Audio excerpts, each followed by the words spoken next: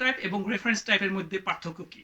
আজ আমরা শুধু থিওরি পড়ব না, সরাসরি ভিজুয়াল স্টুডিওতে মেমোরির ভেতরে ঢুকে দেখব আসলেও সেখানে কি ঘটে।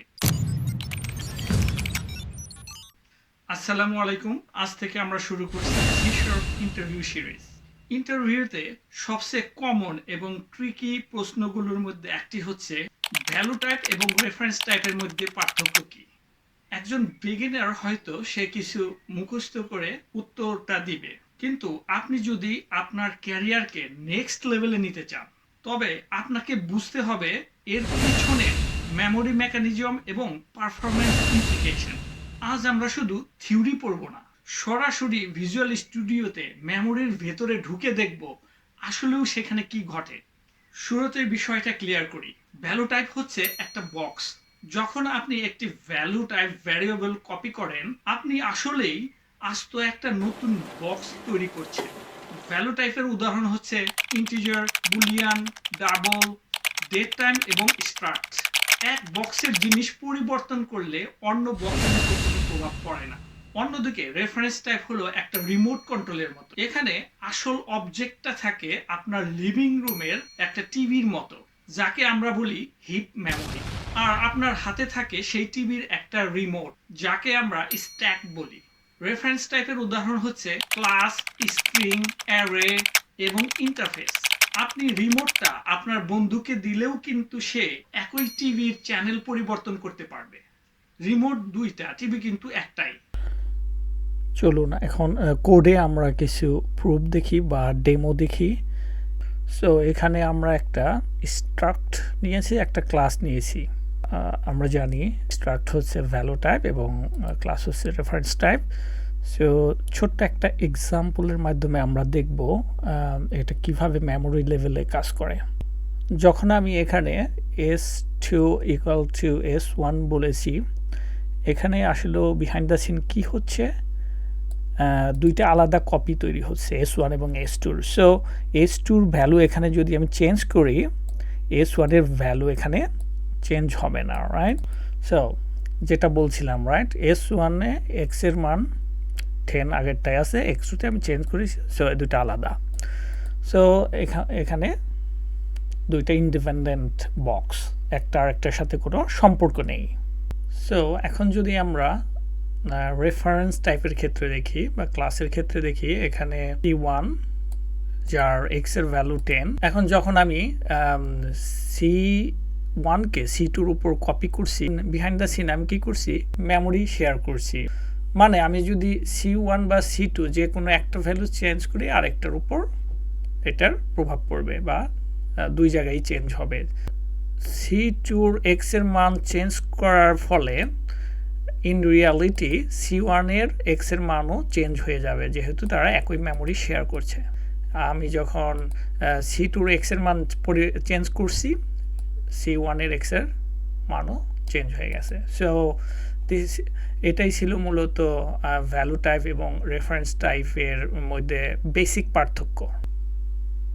এবার একটু গভীরে যদি দেখি মেমোরির ভিতরে কি হচ্ছে, চলুন ডিবাগে ক্লিক করব, উইন্ডোতে ক্লিক করব, তারপর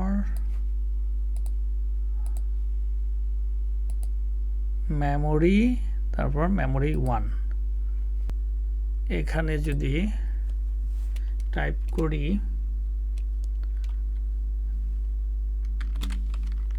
S1, তাহলে দেখব।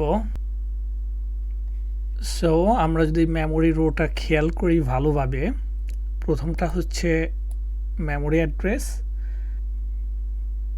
যেখান থেকে ডেটা শুরু হয়েছে। আমরা এই অ্যাড্রেস থেকে র্যামের র বাইট দেখছি। আর দ্বিতীয় অংশে, অর্থাৎ এই কলামটা হেক্সাডেসিমাল ডেটা। যেহেতু আমার কম্পিউটারটা 64 বিট, তাই প্রতি 8 বাইট একসাথে নিয়ে এটাকে ইন্টারপ্রেট করলে ডেসিমালে 10 হয়। আর আমরা জানি যে এখানে স্টোর করছি S1 মেমোরি লোকেশনে 10, আর বাকিগুলো এগুলো মেমোরি অ্যাড্রেস ও হিপের অন্য অবজেক্ট বা ডেটা স্ট্রাকচারকে পয়েন্ট করতেছে। আর লাস্ট আমরা যদি লাস্ট কলাম দেখি, এখানে লাস্ট কলাম যদি দেখি, এটা কোনো রিয়েল টেক্সট না। ভিজুয়াল স্টুডিও চেষ্টা করছে এই বাইনারি ডাটাকে ক্যারেক্টার হিসেবে দেখাতে, কিন্তু এগুলো প্রিন্টেবল অ্যাসকি বা ইউনিকোড না বলে এমন গার্বেজ দেখাচ্ছে। সো এটা নিয়ে আমাদের চিন্তা করার কিছু নাই। সো আমাদের মেইন অবজারভেশন হচ্ছে এখানে আমরা যখন স্ট্রাকচারের মেমোরি অ্যাড্রেস বা পয়েন্টার বা মেমোরি অ্যাড্রেস দেখি, এটা সরাসরি ভ্যালু হিসেবে স্টোর করছে নাম্বার 10, রাইট? এটি ভ্যালু টাইপের মেমোরি ম্যানেজমেন্ট যা স্ট্যাকে সরাসরি ডেটা স্টোর করে। আমরা যদি এখন মেমোরি অ্যাড্রেসে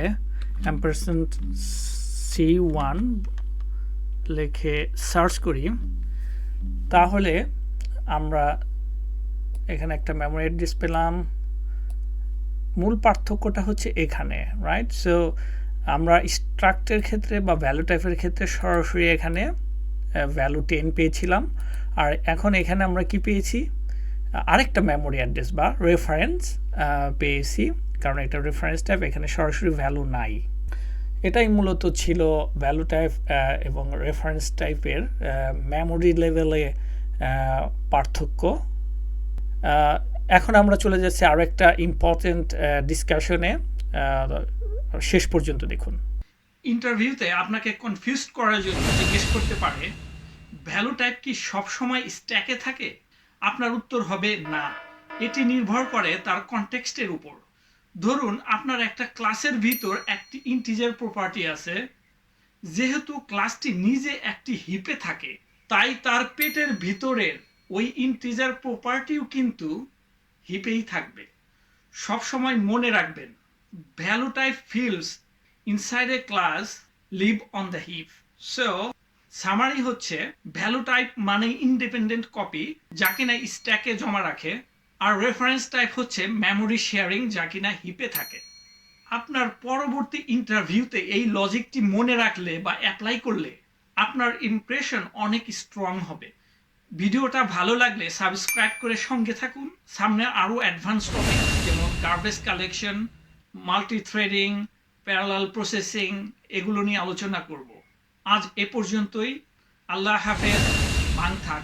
ড্যানিশ ভাষায় এর অর্থ হচ্ছে অনেক ধন্যবাদ।